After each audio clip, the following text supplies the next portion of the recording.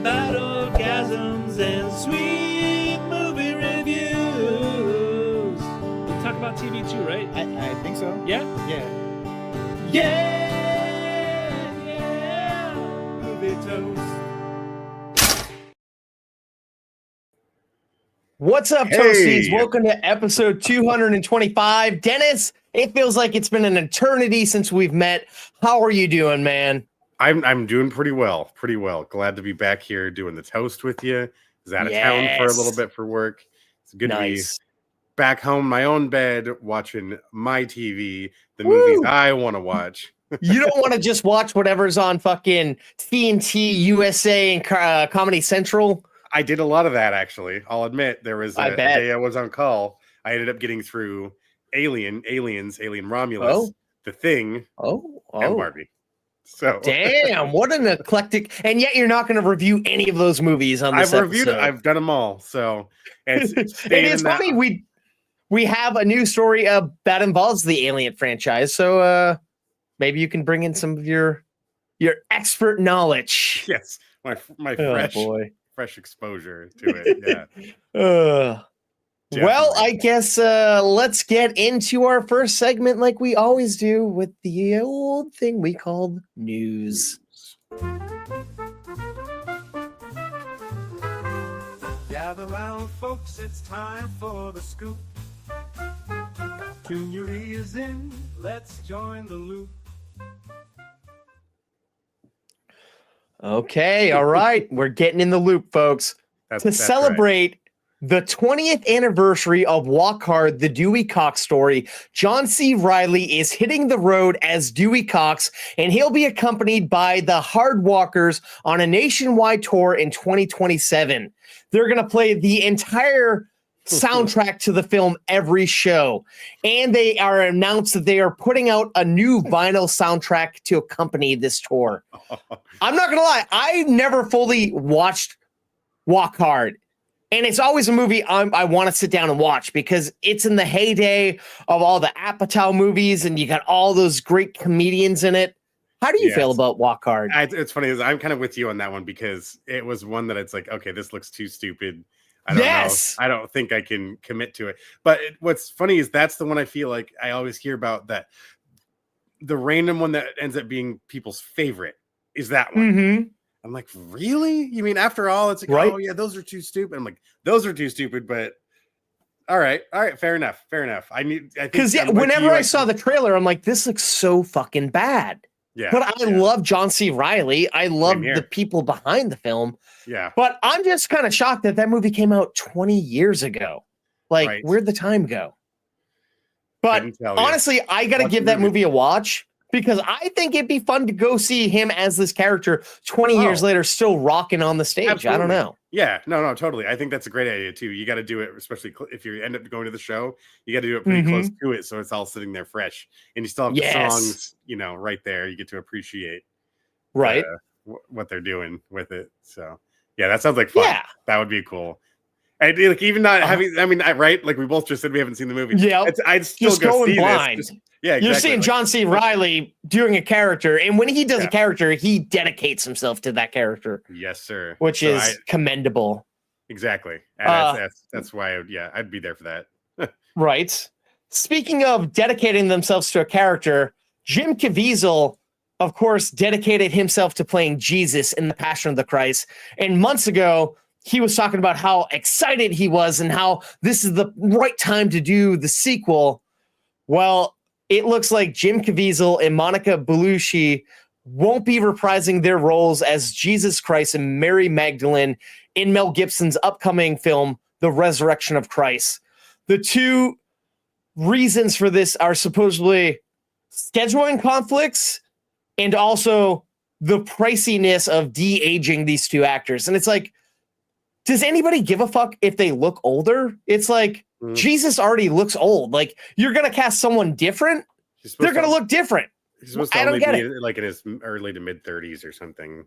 Yeah, that's true. I don't know. Like, I guess I'm kind of with you. It's just like, I think just letting the performers do their thing, but someone will complain about it, I'm sure. So Then again, it's someone But- playing Jesus in a movie, so like, Yeah, at the end of the day, someone's going to complain about that fact even existing. 100%. So, But I guess casting is underway. They're looking for like someone in Rome to play it. So I feel like it's going to be an unknown, which makes sense because why get someone who we know here in America when we can have someone who actually speaks the language that the film takes place in, and someone we can believe as Jesus, I guess. Because if I remember correctly, it wasn't in English, the Passion of Christ, right? Oh God, I don't remember anymore. That's Talk what about I had years. seen of it. I think it has been blocked out of my mind. Yeah, that movie was fucking boring to me. It was just I was in the 6th grade when it came out. So Yep. I just remember how people flocked to it and how it made so much money, and like churches were like bussing people in. It's like, there's a fucking market here, I guess. Doing their own screenings of it too. Yeah. Right. Reminded at some point.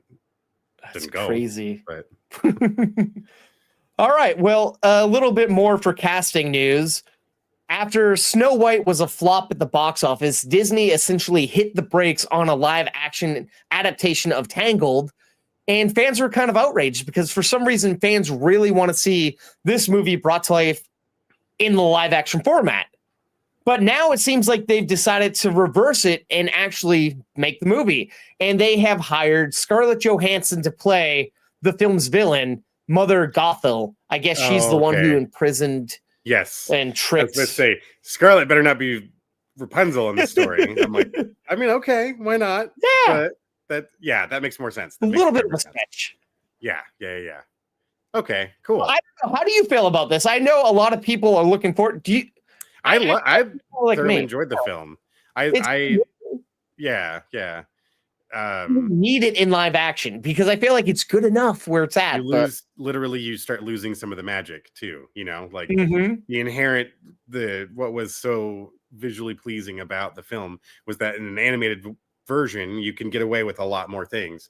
I mean, this movie in 3D was fantastic. That looked that has to be great. That scene with they were in the lake with all the paper lanterns. Oh, those lanterns and stuff. It had so much depth, and that was great. I don't know. Do we need it? No, of course not. Could it be a good movie though? Possibly. I think so.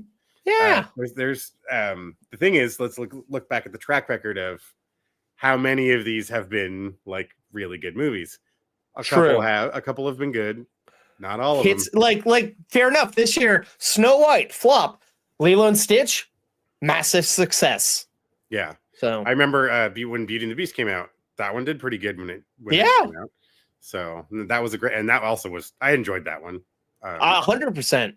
I guess it's just picking the right project, and I guess it's a guessing game. But it sounds like Disney is listening to fans. The fans are clamoring for this, opposed to let's make I don't even know what movie to say. Let's make live action. But Toy Story. Like how in the actual fuck could you make that look still good and try to sell it as a live action? Somehow, I bet within the next 15 years we'll have a live action Toy Story, and it will blow our minds, and we'll be wrong. I mean, they did it with freaking Lion King, so I guess it shouldn't be true. But I shouldn't be knocking. I find it hard calling that live action because it's still CG, but it's photorealistic. Yeah, just because it's photorealistic doesn't mean it's not an animated movie. So I always thought that was a funny try to title it that, or put it pigeonhole it that. I'm like, it's not fucking live. All right, show me the lion actors then. If you got real lions doing this shit, fucking, you'd make billions of dollars. Probably lose a bunch of crew, get equipment fucked up. I'm looking for the singing line. It must speak. That's very funny. Ideally, sounds like James Earl Jones. Oh, dude, that'd be dope. If talking lines that sound like Darth Vader in real life. I was about to say, then you could have a lion playing Darth Vader in a future Star Wars. Oh, man. What a twist that would be. Oh, man. All right. Well, another casting story. Rumor has it that Joseph Kosinski, the director of F1, we know that he's working on a Miami Vice film reboot. And it looks like he may have found his crockett in tubs by reuniting Glenn Powell and Michael B. Jordan. I like these two guys. Yeah. but I don't know. I feel like they're both leading man, so it could go hand in hand. I feel like I think this makes more sense. Right? Yeah, Yeah. They both kind of need to be a little hot-headed, but like too big for their britches at the same time. They got to be stylish. They got to be hot. It fits in the setting and the job that they're doing. I think that seems like a logical choice here. Yeah. And those guys both understand comedy and action and drama. So I feel like you can merge all that together perfectly. Yep. Absolutely. But of course, it's just a rumor. But I wouldn't be surprised because, I mean, why not go for two of the biggest stars currently that fit that age range? Yes. Do you think we go with the 80s vibe or the 90s vibe and have it be that neon wearing those blazers? I'd kind of like that. It would be cool if they said it back then, but I don't see that happening. You want to keep it more modernized for a contemporary audience. Try to get a younger audience in, not just because these guys are in it, but the relatability. What's funny is now try not to just make bad boys. Like, yeah, right. That's kind of the line you're walking. That's so obviously true. That goes a very separate direction. But like depending on how you play this out, you can accidentally get way too close to a Bad Boys movie, or maybe that's what they need. Bad Boys is great. But... That would be. Oh, there we go. That would be awesome. Yeah, we know these. We know these two cops in Miami that can help us out. Oh, that'd be hilarious. I guess that's what they're supposed to be too. Quite the crossover. Yes. Well, like I teased in the beginning of this episode when you talked about Alien, Sigourney Weaver told People magazine that her buddy Walter Hill has written 50 pages of an Alien sequel in which we find out what Ripley's been up to since we last saw her. Apparently, Ripley has been incarcerated because the powers that be view her as a threat, even though she's kind of saved humanity multiple times. And I guess she's met with Disney about this. Wait a minute. Does this sound like something that you'd be intrigued to see? Yeah, because I need some explanation as to how the fuck she's like. I guess I need to know what year this is in the universe because wasn't she a clone in the last movie we saw her in? And she died. Spoiler alert. She like threw herself into the volcano or whatever, the molten material. Yeah. So then is that just suggesting that there is like another? Right? Is the like original one been fucking? Are we pulling a Halloween from Blumhouse? Are we saying that the other films didn't exist, or are we just saying this is the clone or another clone? With and it's like all the ball rolling on between Predator and Alien, we better not then just retcon a bunch of shit because we've just woven all of this tapestry together. So because with Alien Earth, we're a couple of years before Ripley's story, and with the story, the last Alien film that Romulus, what's his face did, that kind of was also before. So it's like, isn't it? We're in that zone. Isn't it between 1 and 2? I think so. Yeah. You have the memories of the android from 1 have been saved, and that's who they're talking to. The one fucked up android on the floor. Why it looks like the same actor. It's supposed to be like the same model or whatever. Sure. And then why it's a different actor in the second one because it's been 50 years. She was in cryo sleep. So. I believe Romulus takes place between Alien and Aliens, if I remember correctly. Right in that area. So it's like we are in the zone where we could have Ripley, but I feel like at this point we'd have to get someone younger than Sigourney to play a different version of Ripley. But that's what I want to know is, okay, if it is Sigourney, then where the fuck is that version of Ripley been? Yeah. Because she doesn't even get to see what happens in Alien 4. Like that's long after a normal human Ripley that hasn't been assisted with cryogenic freezing could possibly exist. And the last time the real one existed was in 3 that where the prison planet. So what, she got scooped up from there? God, those were rough to get through. They got a little janky towards the end there. Yes. But and then how do you feel about Walter Hill? I mean, he made great movies, but it's like, why does this guy just randomly, why is he writing 50 pages of a script of a franchise that he's not even associated? Like, it's kind of odd. If he's talking to the face of the franchise and convince them that this she's convinced this is good, that's kind of a big voice, and that's what's going to get fans excited. True. If you get the cast excited, but sometimes. But the weird thing here, have been excited over really terrible scripts. So she said in the same interview that she's never had any interest of going back and doing it. She didn't really think there was a justification, but this story is so relevant and interesting. But if we go back a few years, she was talking about being interested in doing Blumkamp's version of Alien. So it's like, is she backtracking now? I don't fully know. I think there's also just been a trend of nostalgia-based remakes and requels, and that as well as we're kind of removing that shitty expiration date on performers who are later on in their careers. Yeah, exactly. Because we've probably missed out on a lot of incredible talent purely because some studio decided whoever they are is too old to play this or that. No, maybe it's just this like acceptance of like, you know what, I do still fucking got it. I can. And the main thing is if the story makes sense, why she's the age she is now, that I want to know. I'm curious as to what that is. But we'll have to see about that one. But I feel like the big error, even if Disney and Fox wanted to do it, I feel like Ridley Scott would have to give his blessing. And would Walter Hill direct or just pin the script? There's so many different factors. I feel like that could go into this. I feel like Scott's, obviously has been fine with a lot of other people directing films from this franchise. So like a blessing, yes. And I think that's probably as far as it would go. Having his trusted people read the script and tell him whether or not it's good enough, and then good luck, Sigourney. All right. Well, another story here. For the past couple of years, we've heard rumors swirling around that Margot Robbie and Ryan Gosling were going to star in an Ocean's 11 prequel playing Danny Ocean's parents. But it now sounds like Gosling has dropped out of the film.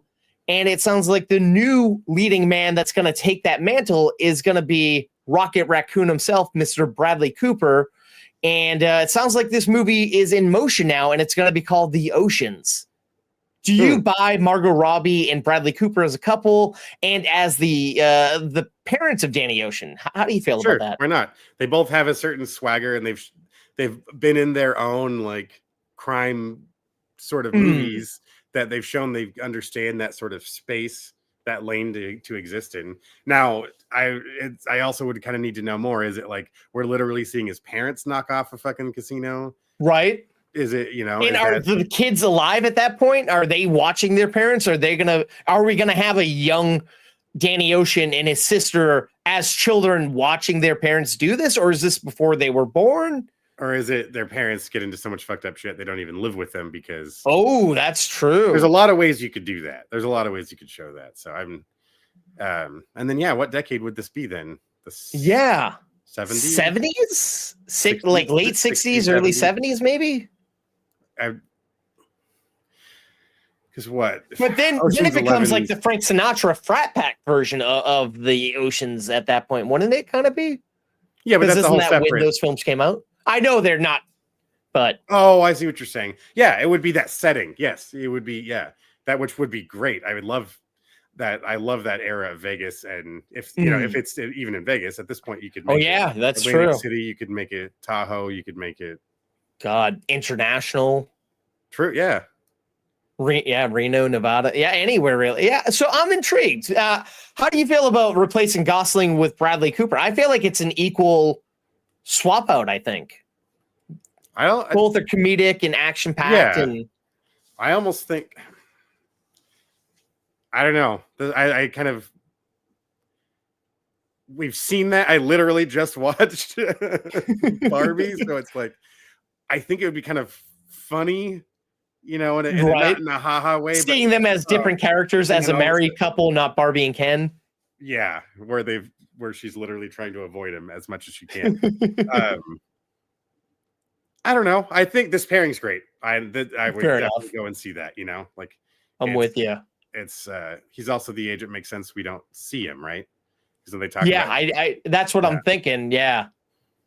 So, well, to make things even more complicated, George Clooney also recently said that the budget has been approved for Ocean's 14, and it will be shooting in the next 9 to 10 months because it's hard scheduling everyone, all these big actors, to come together. Yeah. So, do we need a prequel and a continuation happening almost a year apart? I don't know. It's interesting, but is it overkill? I mean, it's funny. We just went from the aliens stories earlier. That's kind of what they're doing right there. We've got Alien Earth cranking away. We're talking about doing the furthest alien movie down the timeline, I guess, at this point is what it would end up being, potentially. Predator, could be the kind of a similar situation. It seems to be happening more often. I mean, Star Wars is expanding both directions at the same time. Down the timeline, I guess that is a new trend. Yeah. All right, but then my question is, when we go to 14, are we bringing in the Ocean 8 group? Are we going to get Julia Roberts, Awkwafina, all those guys and gals? Because we've lost a few cast members. So that was going to be my next follow-up. Like, are we going to recast Bernie Mac's character and all those other guys? Or I feel like it'd be good to bring those ladies in the mix and get them back, because I like those films. I'm with you there. It's like the ones who are gone, write them out.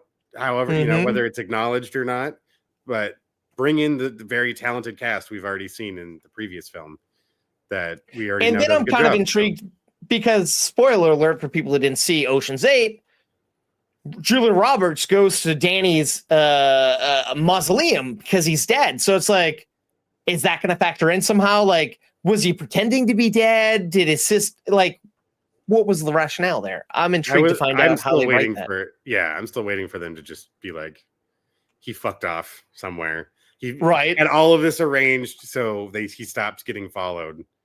It's my guess, anyways. But I don't know. I'm intrigued. I feel like both these movies could be fun to see, and like you said, it's been working for other franchises. Why not this one? And it's an all-star cast. Like, these people have only gotten bigger and better in their craft. It's George fucking Clooney.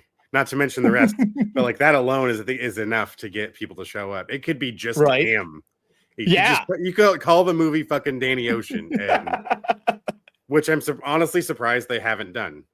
That could be its own prequel. A young Danny Ocean. Do that. Watching him like put the crew together, meeting everyone in different circumstances, that'd be fun. His first big heist, which I mean, that could still be another thing they end up doing. Right. So. You're welcome, studios. Oh boy.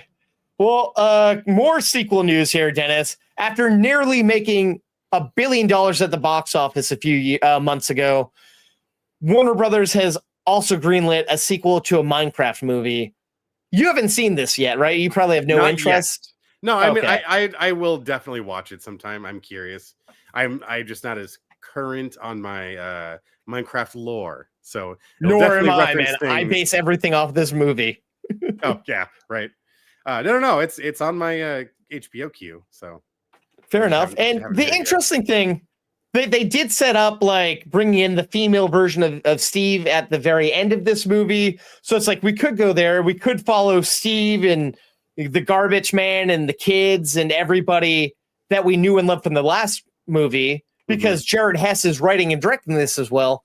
Okay, but they could also go to different Minecraft worlds. I'd be intrigued to see. I feel like we're going to follow Momoa, Black, and all these other characters. But do you think they jump ship and bring different actors in and go with a different world, or stick with kind of? I feel like it sounds like we're the makings of doing, a Jumanji like series where it's like, no, we like seeing these certain faces. We'll let other actors kind of slide in and out on the peripheral, but the core is probably just going to be this, because we want to see how these people interact with the world, right? So, but it's funny that you say that. One of my favorite movies of the year, I saw it 2 or 3 times in the theater, and I was thinking this movie was going to be terrible. But it's funny you mentioned Jumanji, because they just announced that I think the beginning of next year they're going to production on another Jumanji film after all this time has passed. So I'm intrigued to see, because the way they ended the last Jumanji came into the real world, like in the Robin Williams one. So be interesting to see how these avatars are going to come to life and these Right. kids. I don't know. Now that it's this genre bending, like, oh no, it's magic that just embodies some sort of game that is recognized by the current whatever century you're in, or whatever the rationalization is. I remember thinking that was going to flop too, but I was delighted by both those films. Yeah. Sadly. Shit, man, I remember standing in line for a screening. You were telling me about it, right? And it's like, what? Yeah, I'm like, really, Kevin man? Hart, I don't know. Dwayne Johnson, Jack, what? Like, these Karen, people are why? Cool, but why? This isn't Jumanji. There's How no are they Robin going to Williams. justify that? Yeah, and yet they also found a way to honor Robin Williams' character in the world too, without tarnishing that, which I appreciate. Mm-hmm.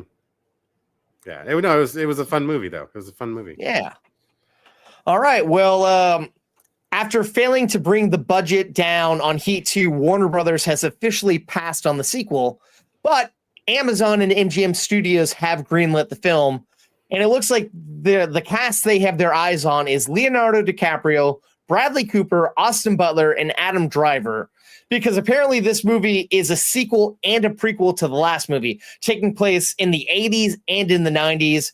So we can cast these younger and older actors. I know you haven't seen Heat, but like I said, it's a great movie after the first hour of the 2.5 hour film. Yeah. Do you think this makes sense? Do you, like having a movie that takes place before and then after, and some of these actors have passed away? Like essentially Leo would most likely be playing the Val Kilmer character, and they look nothing alike, and he's older than Val was back then. Well, I guess it depends on the width. Oh, let's see. The imagery you have, for those who can't see it, we're jumping between 89 and 2002, so it's a decent enough amount of time. I feel like aging certain people up and down the right way, but it's what we were just talking about a few minutes ago. That seems to be a more common theme. It went from changing timelines, like every movie's got to be talking about influencing the past and the future, to now it's we're going to tell a story as well as telling the story before and after it. True. That seems to be it's a trendy thing. It looks like this is the third time it's come up now of jumping back and forth around a known story. So I'm here for it. Fair enough. Doesn't bother me at all. As long as you can tell a cohesive story that I can follow along, then I'm fair enough. Makes sense. Yeah. Well, speaking of movies that we're interested in, apparently at New York Comic Con, they just announced that Mortal Kombat 3 has been greenlit. So they recently pushed Mortal Kombat from coming out this month in October to next, I believe, summer.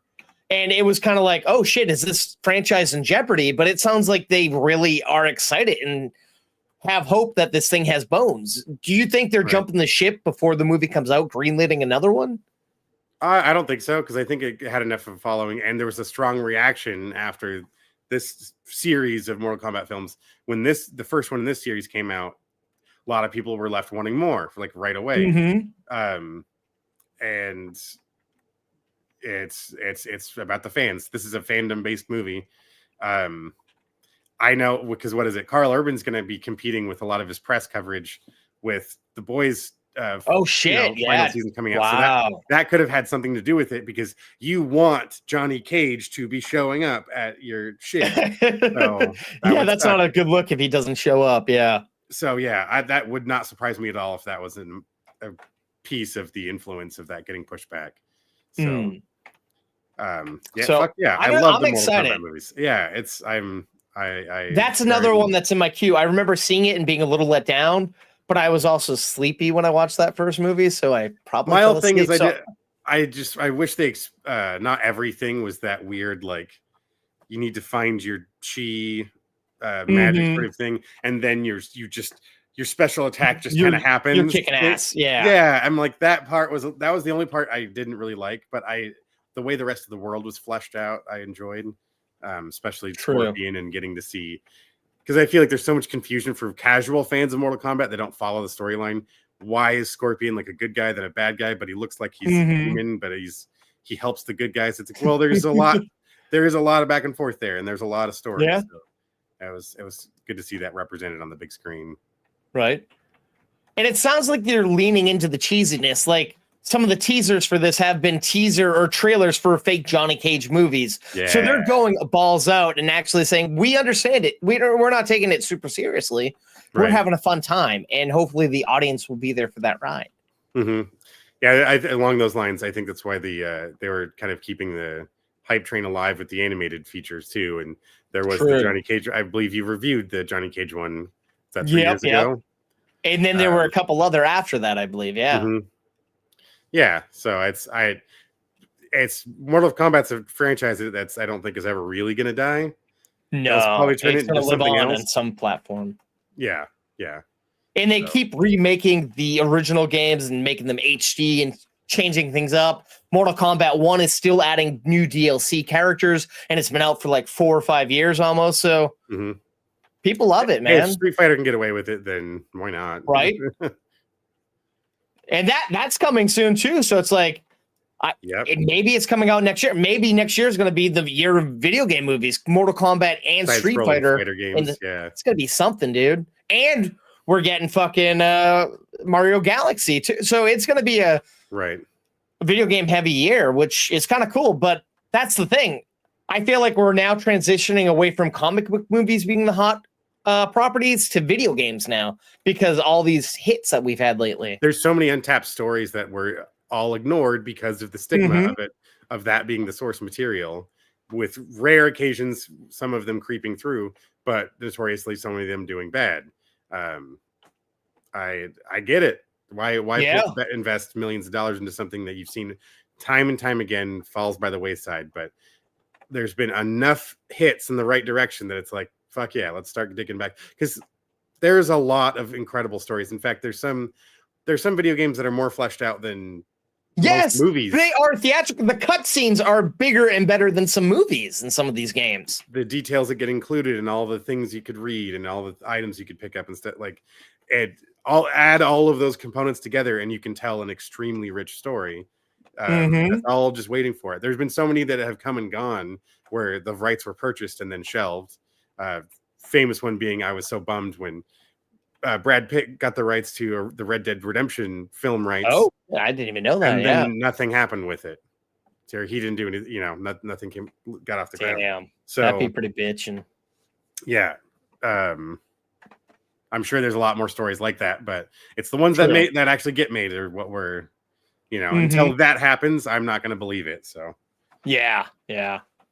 Up next, Alex Winter and Keanu Reeves are currently starring together on Broadway in Waiting for Godot.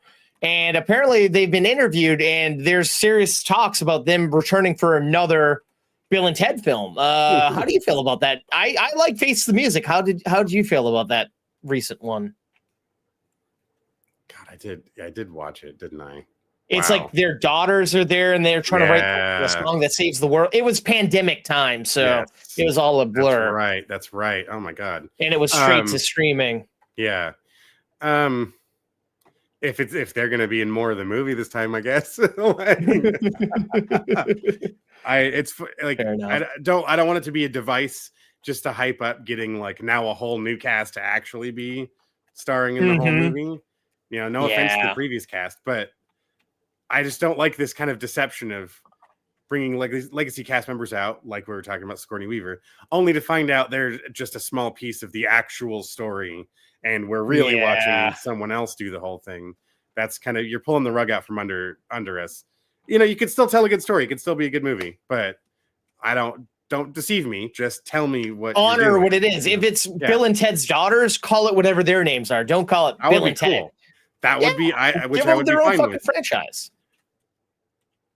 Or you hyphenate it's Bill and Ted's, and then the girls' names, pluralized, and then it's the title, like whatever adventure, whatnot. Generationally, So you could just add, then we just jump further ahead. Then it's another pair of names. And that could be a funny play on words and titles and genre, and then it tells you where. But it tells you like where in the timeline you are. So I don't know. It's one of those just like don't make it a hype machine for the sake of hyping us up. That's all I ask. Speaking of the hype machine, it was recently announced that an up-and-coming writer has penned a script, an original action epic set in the world of John Wick that combines both Western and samurai culture. I don't really understand this, but I mean, I'm intrigued. It's already a pretty out there universe, so yeah. At this point, you could sprinkle some cowboys in there, like I don't. It's kind he of does just go in the desert in one of those movies. Oh yeah, that's right. And fights on horses and shit. Like 4, right? Or 3 or 4, yeah, 3 or 4? I think, yeah. I don't the know, one man. with Halle Berry. These are so out there. I can't put it in a box. It's just like sure, okay, yeah, samurai. Why not? Unfortunately, Ballerina flopped, and I really dug it, and I hope it finds another life. I think it's on Stars now or whatnot, but it was kind of let down that flopped. And but like we said, we have the fucker advertised the Kane movie coming. Oh, sorry. I think when I was that day, I was like watching cable in the hotel room. I saw the ad for fucking ballerinas going to whatever streamer. Every fucking commercial break on FX. I think it was FX. Wow. One of the movies. I was just like, holy, I get it. All right, jeez. Fuck. Watch it. Ballerina, goddamn it. But yeah, so we're getting the Donnie Yen movie. We're getting the anime movie. They're somehow doing another John Wick movie, even though he supposedly died in the last one. Spoilers. So yeah, this is a franchise that's not going to die anytime soon, and just throwing pasta at the wall. And they could find another John Wick successor. I think they're trying. They're fucking trying. Right. This next story is a blast from the past, Dennis. It looks like starting December 5th, Lionsgate is releasing Kill Bill the way that Tarantino envisioned the audience to see it, as one complete film, aka Kill Bill, the whole bloody affair. This movie's going to clock in over 4 hours. And they're adding 7.5 new minutes worth of animated scenes in this. How do you feel about that? Yeah, I just, as long as it's the mythical like version he spoke of, where it's not just the two movies butted up next to each other. Like there is, I don't know if it was you telling me about this or an article I was reading of an interview that was done with him, where it's like, no, some of the scenes would swap around a little bit. Like some things we'd see sooner, there's certain things we'd see later. Like it's a little chopped and screwed. Like at the end of volume 1, there's like a cliffhanger thing that's out of it, because this has played a few times. I saw this, I want to say like 11 or 12 years ago. It was playing on Christmas Day at the New Bev, but that was another one that I was a little drowsy and fell asleep. But I remember just being blown away because it's both movies enough times. And it's like you like scenes that are black and white and you got blood are fully color. It's brutal. It's intense. It's action packed. I can't wait. I'm going to see it again. I can't wait to see. And beginning of the year, me and Sarah watched the first 2 again, but I'm like, I want to see it the way it's supposed to be seen, with an audience that wants to see it. And to make it even better, certain theaters are playing it in 70 millimeter and other theaters are playing in 35. So you get that crisp, beautiful look and sound and texture. Oh my God. Yeah. I'm gonna have to find one of those screenings that I would love to see it in that. Yeah. That big display that would be so cool. Right. Yeah. So and it's crazy. It just comes out of nowhere. Like, boom. In 2 months, you're getting it, bitches, and it's like this is how Tarantino's drawing it out. He's stretching. But this is the thing. My conspiracy brain is like, he has one movie left in him. All these years later, he's putting out the whole bloody affair. Is this final movie gonna be Kill Bill 3? Is he gonna make the Kill Bill 3 television series? Is this leading up to build the hype back up? I don't know. Right. That the true, like, was he ever waiting for that actress to grow up to follow through on that storyline? Like that would be cool. I don't know. I can't put that man in a box. Like it's gonna be something fucking crazy. You think and then it zigs and zags. Yep. What I would love, like I know a while ago they were gonna do the Vega brothers. They were gonna bring, I think, what's his face back as different. I don't know. It'd be interesting if he found a way to weave a lot of his movies together in one timeline and have them intersect. And I don't know. I know that's a stretch because they're all different time periods. And well, not. But I don't know. I mean, Vincent and Victor Vega have always meant to be brothers in the same universe. And I know that Madsen said they were going to do it, and then stuff fell apart and whatnot. But that could have been fun. Yeah, that would have been cool. I did actually in high school. I remember writing a short script that was about them, the events leading up to them like parting ways. Yeah, that's pretty badass. So yeah, I feel like in December, perfect time to put this film out because it's the holiday season. There's big awards movies that might be kind of boring and dull, and this is like action-packed, adrenaline pumping movie people know and love. And as we've seen with movies like Toy Story and some of these other movies getting re-released recently, they're blazing the trail and making millions of dollars at the box office all these years later. Why not do this? Oh yeah, money on the table. I think it's an easy, for lack of a better word, it's an easy cash grab right here. People will show the fuck up for this, and it's not going to be a big heavy lift. So no, might as well do it. I mean, but the fact that it's over 4 hours long, you're kind of cutting down the amount of screen time it can play each day, unless it's going to be playing on multiple screens at theaters, which it does happen. It could for a first week, maybe. Yeah. And then limit it down to a single screen and just let it play out twice a day. But people will fucking show up. No doubt. How long it'll play for, I'm curious to see how long it could stay. True. Will it make it through the new year? Will it make it through Christmas? Because those are some of the biggest fucking movie going holidays of the year. So I think that's just smart timing, knowing there's going to be, especially with families where everyone's all interested. They watch this kind of shit together. Hell yeah, that's going to be a great way to why not stay in and enjoy a film at the cinema. Right. Yeah. Speaking of sequels, and 20 years later, the Simpsons 2's happening. Yeah, I forgot I asked you that. What? Oh wait, no, I didn't. So essentially, so on the slate for July 23rd, 2027, there's been this mystery Marvel movie sitting on the slate, and that was plucked away, and now the Simpsons 2 is announced. It's like a lot of people were assuming the Simpsons 2 would come at the very end of the Simpsons run on TV because everyone behind it, Al Jean, Matt Groening, they're all like, yeah, we're not doing a movie. We're not worried. And then it's like, oh, we are doing it. And I believe the Simpsons has like 3 more years left on its contract. So it's like, how's this going to play out? I don't know. What do you think? I think the cast members have said they're willing to do it until one of them dies. So yeah, and they've done 1-year contracts in the past before getting bigger ones brought out again. Nancy Cartwright ain't going anywhere. She lives in the house that Bart built. So there's as and the same as for the rest of them, especially when Dan Costello, acting Smith, roles occasionally outside, these characters. So now it's interesting to note that they announced this movie's release date, and then a couple of days later they announced a Minecraft movie 2 on the same day, and that being a smash hit. Do you think these two are going to go head to head, or do you think Simpsons might vacate the slot? They better not. Yeah, because Simpsons will get fucking crushed.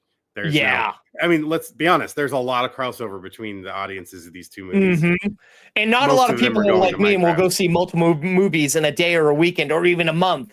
Most people choose what they want to see, and that's a big event for them. Especially if it's a family and you're taking 4, 5, 6 fucking people you're paying for to go to see one movie. You're gonna pick the one that is probably a little more popular, like Minecraft will be. No offense, like Simpsons the Simpsons, fans, they're like, oh, we can watch the Simpsons on TV anytime. We can turn on Disney Plus; it's there. We can watch it Sunday. Exactly, and this thing is getting kicked to streaming pretty quick because for that very reason. So, I don't really get the need for doing another Simpsons 2 unless they're going to have this big announcement in 27 saying, by the way, we're done, which I don't, I feel like they would have made a bigger deal out of it before now. So I don't know. It's one of those just kind of legacy shows. We'll just have to wait and see. Oh, I think we're getting a 100%. little delay here, folks. Sorry for sorry. My camera is all acting all fucked up now, so I'm trying to get that fixed as we're going here. So I do apologize. No worries. But you know what? It's an audio visual thing here. Yeah. Yeah. If I could fucking just be a fucking avatar, I can, I guess. But you know me, I fixate on this dumb shit. He wants to be a Na'vi. He doesn't want to be a Na'vi. That's what it is. No, man. Wow. Shit. Sorry. This is pissing me off. Oh boy. All right. Is that nope? That's not it. You know what? I could just fucking do this. I can just do a fucking. All right. Is it still acting weird? It is. God damn it. It is. Okay. You know what? I don't care. My video is going to be. You can't even hear me now, can you? All right. My video will be glitchy, but you'll still hear me talk, I guess, right? For the most part, it was cutting out a little bit, if I'm honest, during some of these glitches. So I'd say it might be. Do you mind holding down the fort for a second? I'm sorry. I'm just going to try to leave and come back and see if that fixes it. Oh, sure. Or are we going to lose the stream? All right. Well, I don't know what happens to your footage when you do that. So. Oh, fuck. Okay. I'd say switch the avatar. That seems like the safest thing. Kill the camera. I hate doing this shit. Better that than killing the whole stream. So. Yeah, you're right. 100%. How do I get rid of it? Cut camera, right? That's what I got to do here. Just the camera button. There's a camera. Just click on it. Okay, there we go. All right. Boop. You can hear me? All right. Yes. You sound better now too. Oh, interesting. Okay. Cool. So sorry about that, folks. Hopefully it's going to be edited out in audio version, but video, fuck me. You're along. All right. So there's a rumor that it has been announced by a scooper I really like, Jeff Snyder of the Insnyder, saying that we're going to finally get the MCU's X-Men movie on Cinco de Mayo in 2027. And this is going to come, of course, after Secret Wars. So do you think this is a possibility? Do you think they're going to come out that quick and that strong after the two big Avenger films? Possibly. I mean, at this point, you're just having completely different crews and different teams smashing through these things. They're trying to get back to that pace that kind of used to be at, it seemed, a few years ago. So, yeah. I feel like for it to all work, it'll have to be like a lot of different people for the most part, right? I mean, you can have a few of the actors be the same and just say like all the timelines, for some reason, Logan is always like, no matter what, he's going to look like Hugh Jackman a little bit, right? Right. That's my question. We know that we're getting the OG Fox X-Men in the Avengers films, but we know they want to kind of splash it up a bit and have fresh faces. Do you think there's going to be like more than one Cyclops, more than one, I would at this point, why wouldn't you accept that? We've done it already in a few movies. So true. The whole Loki series kind of relied on that kind of being a factor. So God, you're not wrong. I don't see any reason why that can't happen here as well. Especially when we've already had 3 different Emma Frosts. We've had a couple of Toads. We've had a couple 3 different Beasts too. God, yeah, Sabretooths. There's a lot, but that's all corrected by saying, oh, well, because they're from different timelines, they're different dimensions, they're different possibilities. And Doctor Strange. So do you think we're gonna kill off all the Fox X-Men characters in Secret Wars? I don't think we necessarily need to kill them off. Some of them, yeah, most definitely. That's the key piece of how that I think cracks off. Right.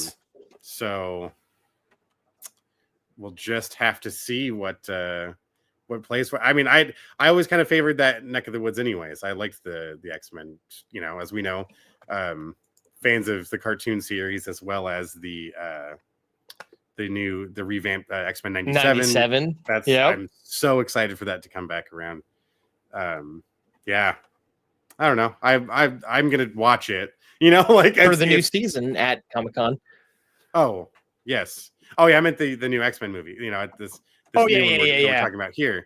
Like I just want those questions answered, and I've Right. had fun watching almost all of the X-Men movies, the exception of the first Wolverine, Origins. Yeah, but then they got better from there somehow. They did. The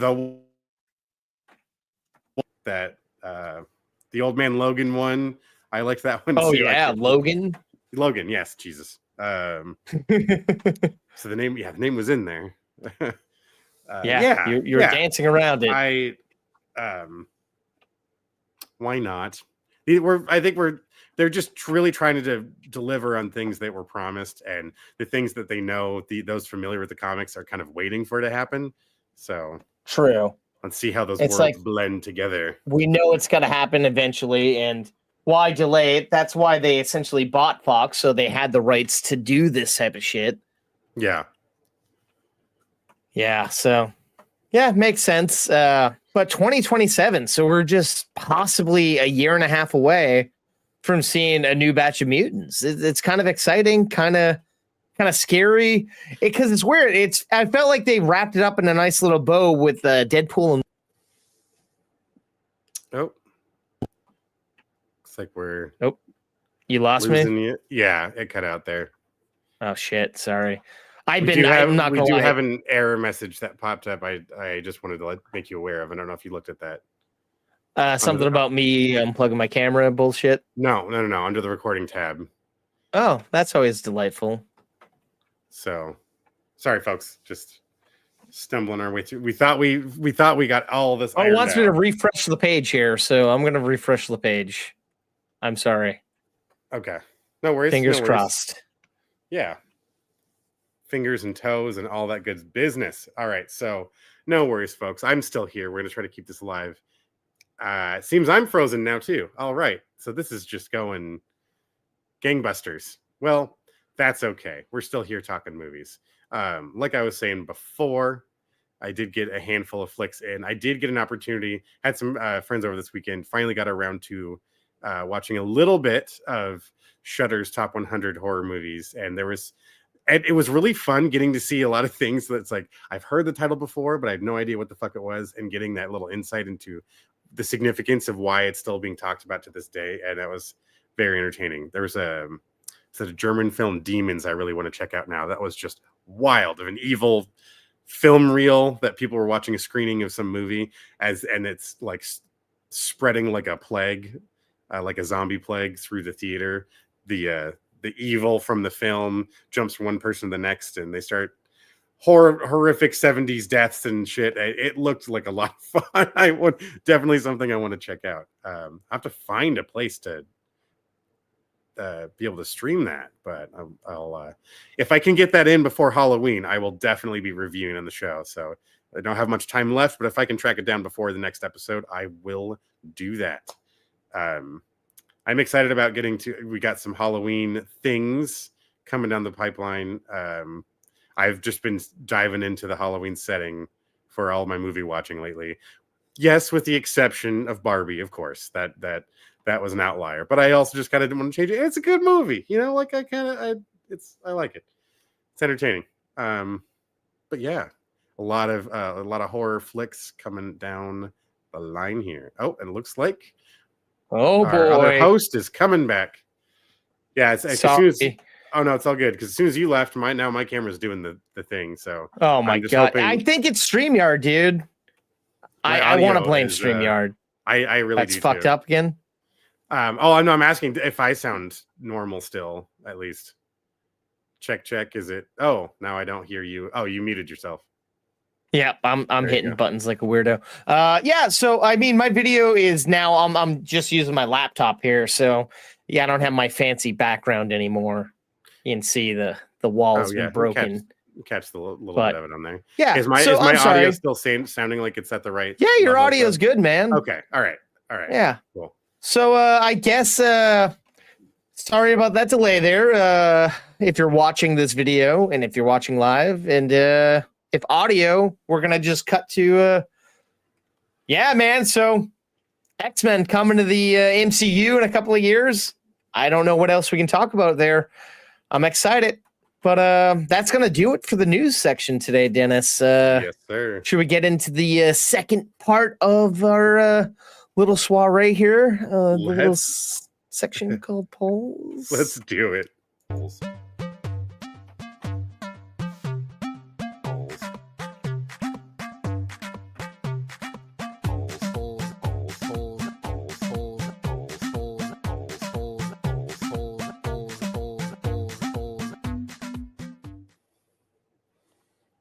All right. So on episode 224, Dennis, you reviewed David Dastmalchian's film Late Night with the Devil.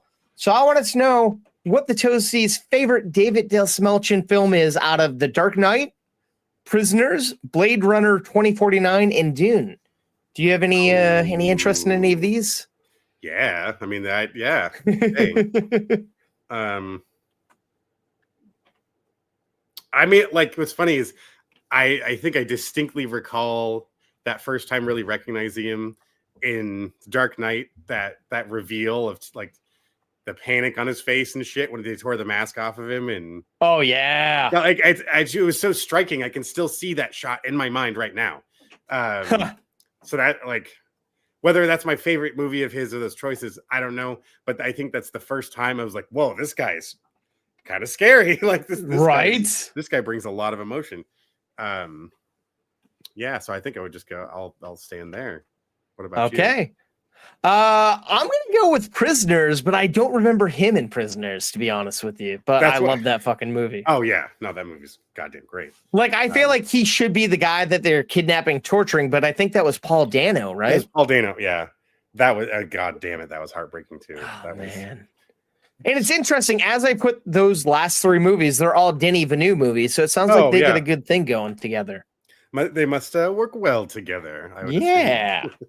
So let's find out if the Toasties agree or disagree with us. All right, so it seems like we have 0% for Blade Runner 2049. Sorry about that, folks. Yeah. But you spoken. 0% for Dune. Now, this kind of shocks me. So one of us could walk out a victor, or maybe it's all zeros, Dennis. I don't know. 50% for The Dark Knight, 50% for Prisoners. There we go. Once again, the Toasties are on our side. It's so rare, but it's so lovely to have happen. We've balanced it back out, I think. We've returned back into their good graces. Yeah. Why not? Oh. All right. So also on episode 224, I reviewed the latest Zoe Deutsch. Oh, no, that was a different fucking poll from last week episode. On episode, let me retake that. I'm all out of whack now that I'm not using all my fucking bells and whistles. Sorry. Let's cut that and go in fresh here. Also on episode 224, I reviewed the latest Paul Thomas Anderson film, One Battle After Another. So I, of course, wanted to find out what the Toasties' favorite Paul Thomas Anderson film was out of Boogie Nights, Magnolia, Punch Drunk Love, and There Will Be Blood. You like any of these flicks, Dennis? Oh my God. See, what's funny, it's like they're not ones I would like revisit, so. Right? They're such like heavy films, I feel like. Yeah.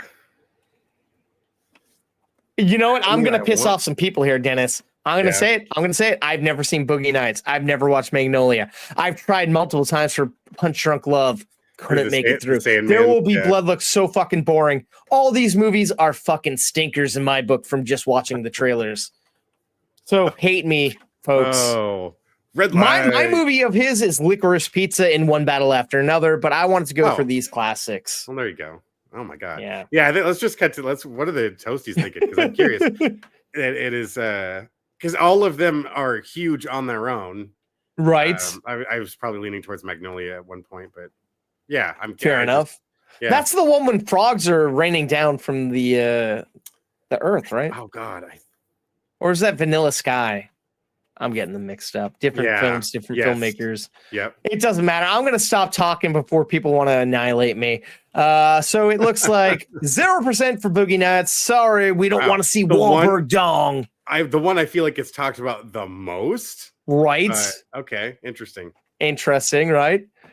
0% for Magnolia. also surprises me. 50% for Punch Drunk Love and 50% for the milkshake drinking film There Will Be Blood.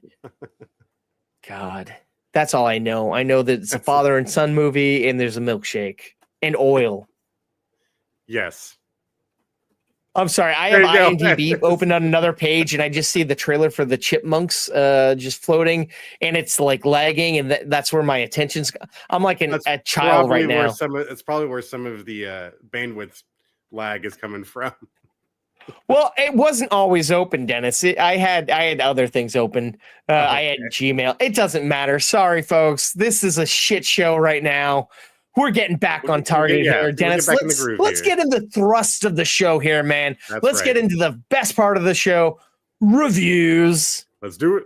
It's camera action, it's review time. Dennis and Adam, we gon' blow your mind. We're stepping up to the plate, ready to swing. Analyzing movies like a scientist would play. All right, folks. The day before we recorded this episode was a big day for podcasts. Mark Maron ended his long-running podcast of 16 years, WTF. And in honor of that, I want to review the documentary about Mark Maron, Are We Good? This one had a limited release. I think it was rolled out in Los Angeles and New York, and then I guess it got a little bit more, and I caught it in that first window. And it's funny, after I saw this movie, a week later, I got an email about, hey, do you want a screener for it? I'm like, fuck. No. I kind of want to watch it again, but I already paid to see it, so I'm just going to give it a free review here. So it's interesting because this primarily takes place mid-pandemic, right after his girlfriend, Lynn Shelton, died. And it follows him through the pandemic and grieving and kind of coming to terms with stuff and doing comedy. And we're also getting a retrospective of seeing him as a child, hearing about his childhood, hearing about his early days of radio, starting in stand-up, getting addicted to drugs, then getting clean. We're kind of getting the full gambit of Mark Maron here. Yeah, nice. And if you're a fan of WTF or his comedy, essentially we've heard almost all these stories. Right. So there's nothing super new here if you're already a fan. But what we're getting is an unflinching, raw look at his life because we're seeing day-to-day things. We're seeing him in green rooms. We're seeing different angles of like stand-up specials from the stage. We're seeing him like at home cooking. We're seeing him with his cats. We're seeing him kind of just doing normal shit. Is this narrative scenes combined with like actual footage, like documentary footage? Yeah, it's all almost, I'd say 88% documentary footage, and then other stuff sliced in. And it's kind of beautiful because he gets emotional. It gets raw, like when he's talking about his girlfriend that passed away. He's getting emotional, and we're seeing him like come to terms with that. And I really had a blast. This was a fun documentary. And there's a lot of comedians and celebrities talking about him because he's got a lot of friends and he's been around forever. Yeah. And I really, really enjoyed it. But what I wanted to see more of was him becoming an actor. He kind of briefly talked about acting and stuff, but he's moving into doing films and TV shows. And I wanted to see that. Or I wanted this to pick up and follow showing him preparing to end his podcast, because that's kind of the interesting stuff to me. Because what's this guy that's kind of found his audience and built himself up from the ground, right? And found like a phoenix from the ashes. I feel like it could have been fun watching him become an actor, watching him end his podcast, but it's just kind of hyper focused on just like a couple of years, which is fine. It's just I wanted a little bit more. I wanted that unfiltered Mark Maron, which we get, but it's just not as much as we could have gotten, I feel. And more cats. Oh, yeah. And it's interesting, like you see his house and like he has this like cat enclosure on like his balcony and windows so they can get like yard time essentially. And you see him just talking to the cats like they're humans, like just shooting the shit with the cats and like, He's like, what are you guys doing? And like just being Mark. It's like, this is what we know and love about Mark Maron. He's just this guy who is I don't know, a cat lover, a comedy lover. He's a human being that's not afraid to share his opinions. Mm-hmm. And it can be intense for some to hear them, but there's a lot of logic to what he has to say. So that's true. I think that's why he's become that's a part of the reason why he's become into the person he has. Yeah. A lot of people just like to hear that honesty once in a while. Yeah. And some people don't. But so overall, a fun doc. If you don't really know much about him, it'd be good. But if you've read his autobiographies and listened to his podcast, because his podcast before the show, before the interviews, it's kind of like a documentary, day to day, week by week, like diary to the void, to the audience. And sometimes I'll just turn on an episode to listen to him talk and just shut it off when a guest comes on. I don't care about, because I just want to hear his take and what's going on, because he's that raw.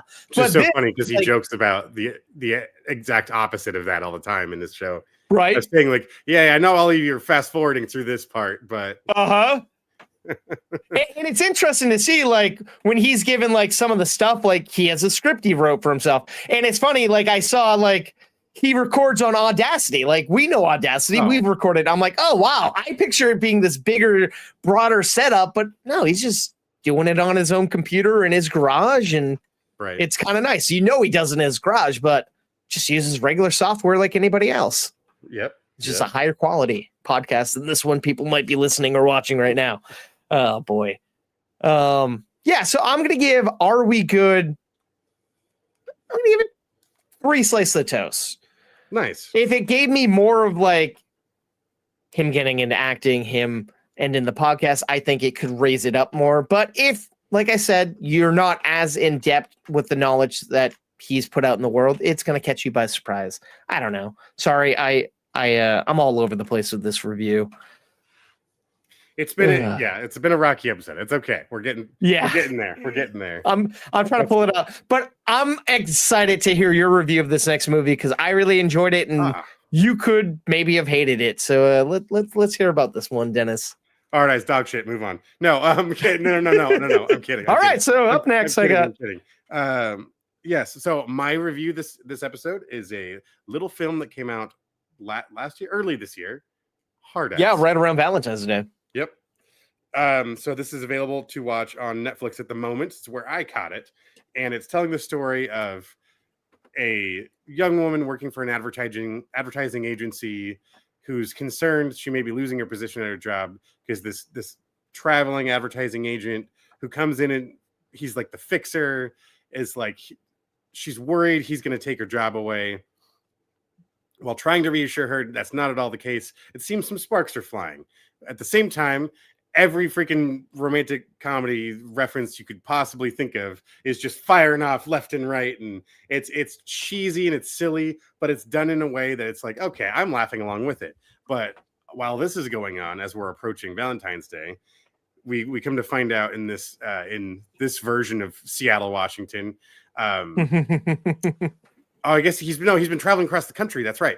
So this killer pops up every Valentine's Day called the Hard Eyes Killer, and he goes after couples and kills them in horrific ways. And he wears this distinctive sort of leather hooded mask that you have heart cutouts for the lenses over the eyes that glow red. So it's kind of cool looking. Yeah, it's got a fun pop of flair to it. So as gory as this movie is, it is way more a comedy.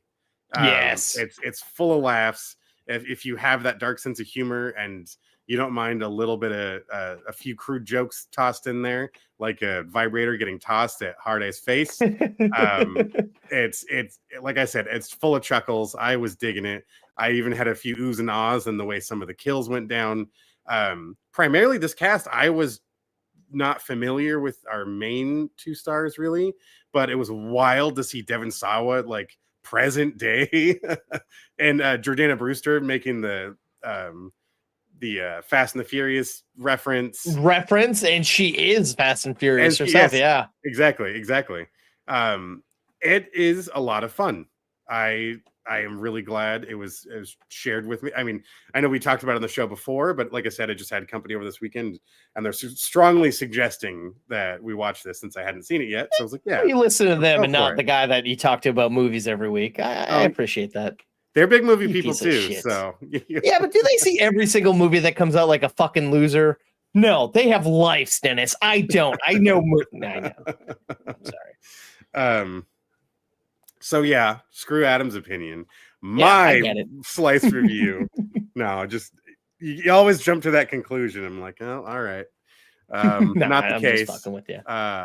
But yeah, it's genuinely a lot of fun. And I think as much as this could be a Valentine's Day sort of tongue-in-cheek comedy movie, this is also a Halloween movie with all the mounds of blood and guts that spill across the screen. So Hard Eyes over on Netflix. I am also going to give 3 slices of toast.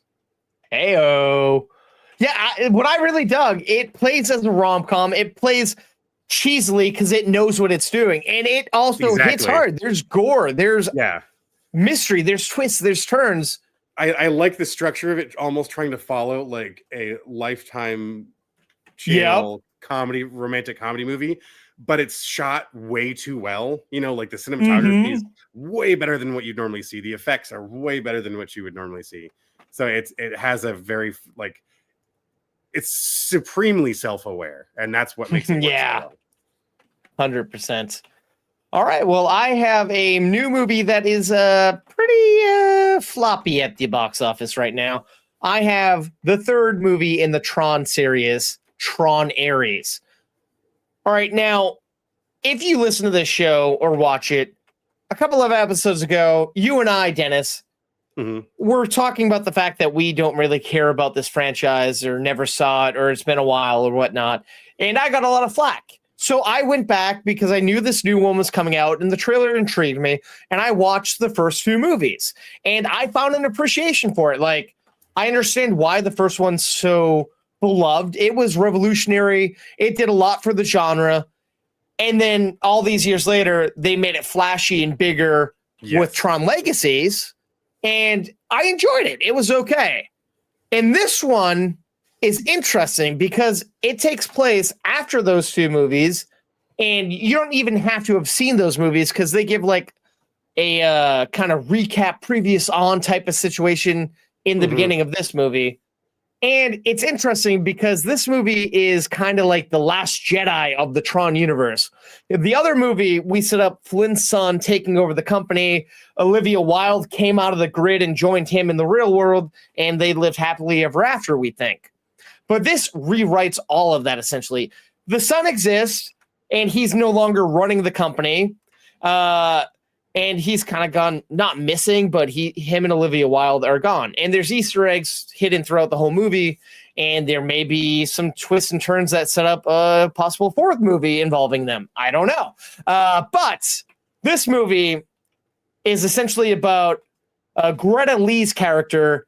Her and her sister took over Encom, which is Flynn's company, the video game company. And Greta Lee's sister passed away, and she's dealing with grief. But she is also trying to find a way to better humanity and find like this thing called like there's MacGuffin that essentially can bring stuff out of the grid and into reality. So she wants to use that for good. She wants to essentially be able to help mankind by bringing like plants and trees and stuff that can really enrich the world for better.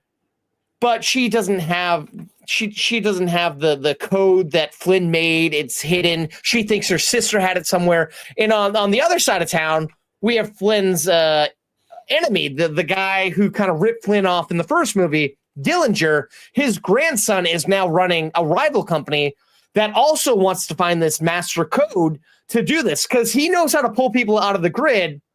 And he wants to weaponize that. He essentially has made these warriors that he wants to sell to the military as like indestructible, like killing machines that can be replicated and just Okay. Oh, yeah. Sorry, folks. Brief pause here. we'll let Adam catch back up. It's another little hiccup here, but we're talking Tron Ares. If you're just joining us or haven't been following along for one reason or another, but I hope you were. If you made it this far, we're in the reviews. But we're just going to bear with it just for a moment here and see if we can get Adam back on screen. But yeah, actually, let us know what you think when this episode drops, or if you hear some more of our coverage as the week goes by.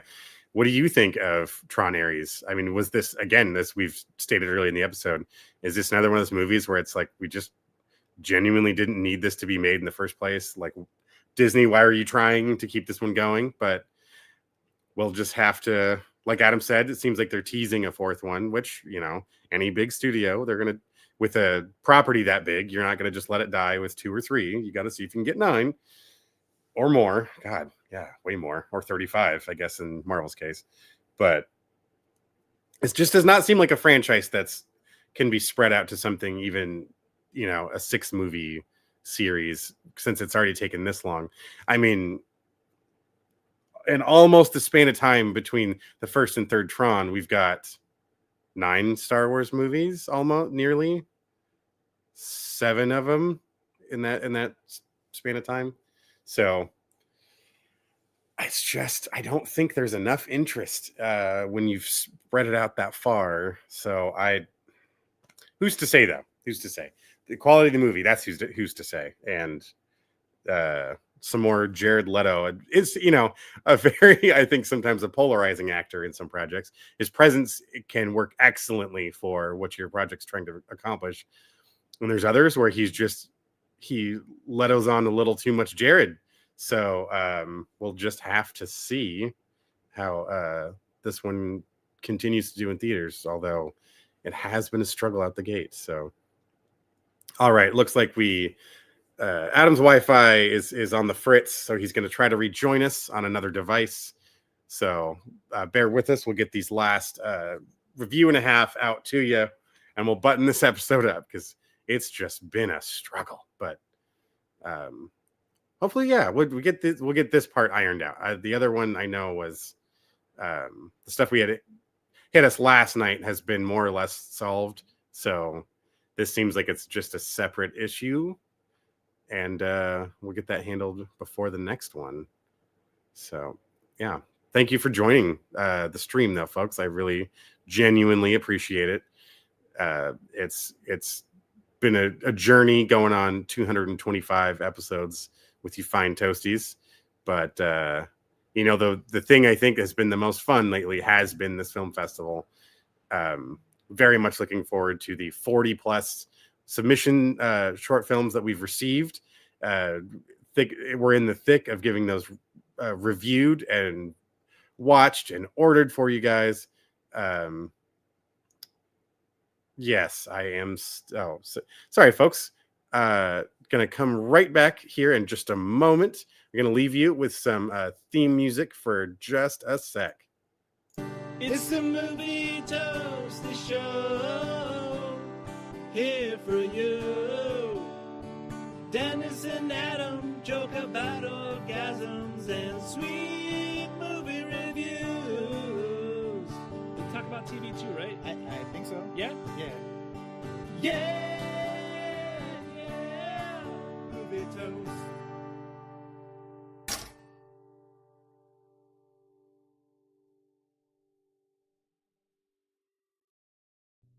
It's the Movie Toasty Show, here for you. Dennis and Adam joke about orgasms and sweet movie reviews. We talk about TV too, right? I think so. Yeah? Yeah. Yeah! Movie Toast.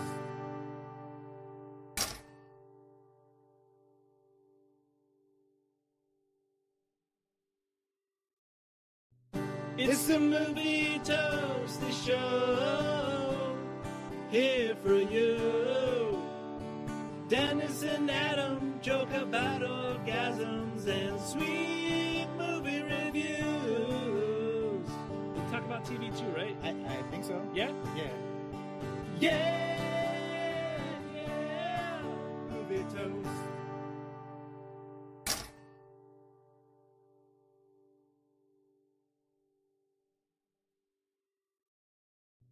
It's the movie toasty show here for you.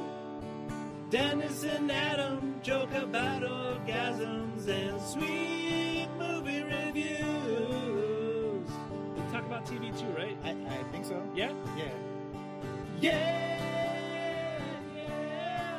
Movie Oh toast. shit! I just got back in, and now we're ending this bitch. Oh boy. Yeah.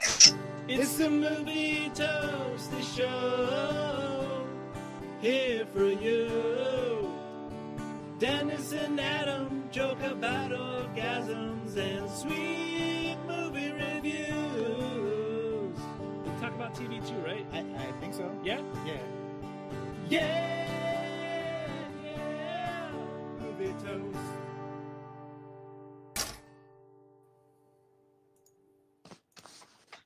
Okay, I think we. Okay.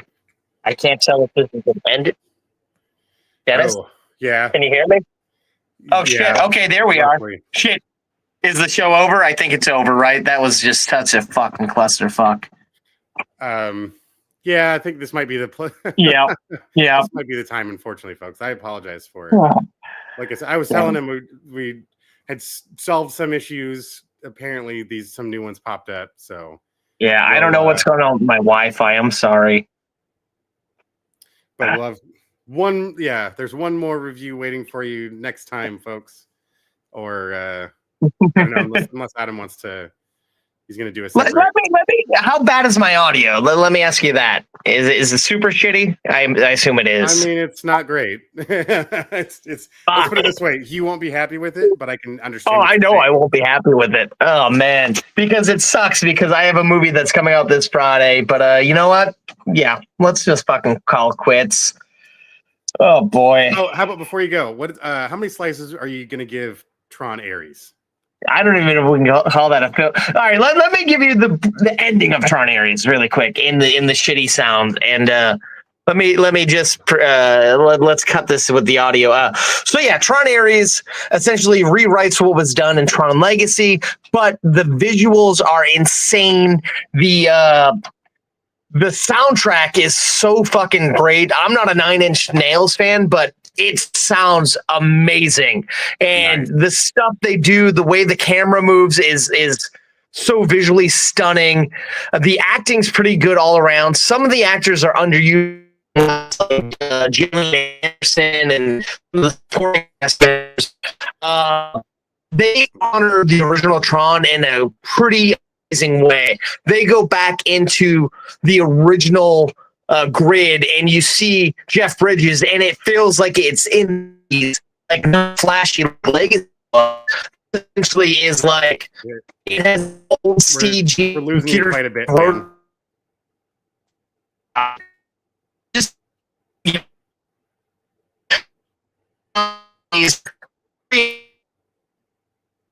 Yeah. it's a fantastic movie. Yeah, I don't know if you heard me on that, but fuck. Nope.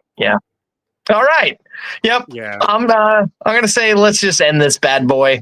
Let's bring it in. Throw the slice, throw a slice out there. Let's give it. Yeah. Oh, you can hear me now. Okay, I kind of did, but you didn't hear me. 3.5 slices of toast for Oh. Tron Ares. Surprising. Cool. Yeah, Okay. yeah. I was. I wish I could tell you why, but yeah. Damn. So, all right. Badass. I think right now there's weird weather here, and I think when that happens, sometimes electricity grids get fucked up and the internet gets screwed up. So I think that might be on my end. I'm sorry, man. Oh no. And it's great. sorry And to we're the getting listeners. inclement weather here too, so it's not doesn't help what's happening both ends. Yeah. That nasty storm coming through the southwest. This is rough, and everyone's. Oh yeah, there's mudslides and shit out your way almost, right? There's flooding in Arizona and Mexico, and it's pretty bad. So Damn. those of you affected by the storm, please Be do safe. take care of yourself. Yeah, prioritize your safety and the safety of those around you first. Then and the movies will still be there. Don't you worry. Yeah, 100%. Well, thank you for watching, listening. Sorry this was such a fucking clusterfuck. Yeah. Next episode, I don't even know if this episode will go out, but hopefully it can be salvaged. Fingers crossed. I think there's something there. Fair enough. There's things there. So yeah. Well, we can wrap this up, and you and I can just shoot the shit on this if you got a couple minutes. There's some stuff. But all right, cool. Well, thank you for listening. Thank you for watching. I guess let's do what we normally do. It's gonna sound like shit, but if you haven't followed us on the socials, we're on all the socials at movie_toast. If you could leave a review of the show over on Apple Podcasts, that'd be fantastic. Normally the show isn't like this. It's slightly better. I don't know. It is better. That's not. Yeah. But if you don't want to do any of that shit, we ask you to do one thing, folks. And that's could you please stay toasty? Oh my god! The show must end. That's the way. That's the death kiss. Yes. Oh my. God. Oh my gosh! And my internet just came back up right now. Fuck me. Oh man. Well, I'm not doing any better here. Oh, and now your camera's a little fucked up too. Yeah. Wow. Until next time, folks.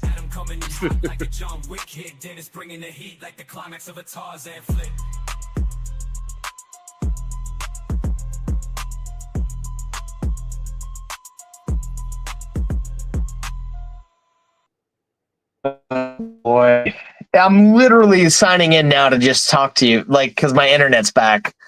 Oh, fuck me, dude. Did you end it? Oh, I gotta hit end stream.